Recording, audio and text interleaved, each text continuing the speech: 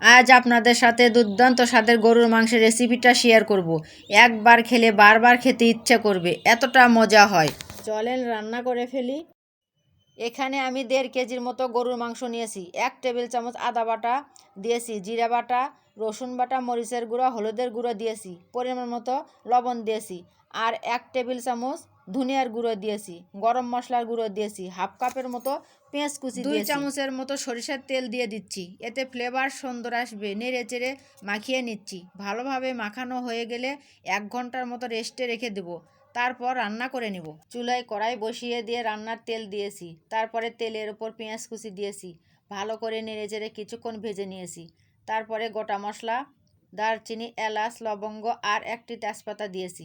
ভালো করে নেড়েচেড়ে নিয়েছি। তারপরে মশলা থেকে যখন দারুণ একটা ঘ্রাণ ছেড়ে দিয়েছে, সেই পর্যায়ে ম্যারিনেট করা মাংসগুলো দিয়ে দিচ্ছি। চুলার হিট কিন্তু এই পর্যায়ে মিডিয়ামে আছে।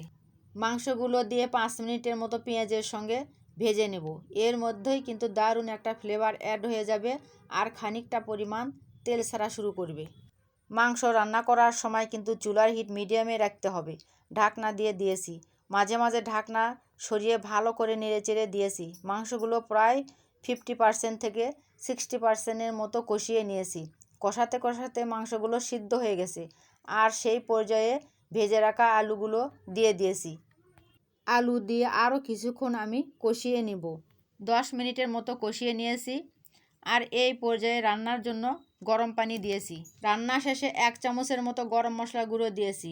মাংস থেকে যখন দারুণ একটা ঘ্রাণ ছেড়ে দিয়েছে, তখন চুলা থেকে নামিয়ে নিয়েছি। মাশাআল্লাহ, এইভাবে গরুর মাংস রান্না আপনি যাকে খাওয়াবেন সে আপনার প্রশংসা করবে। গ্রেভিটা এত মজা হয়, 2 প্লেট ভাত অনায়াসে খেতে পারবেন। সবাই ভালো থাকবেন। আল্লাহ হাফেজ।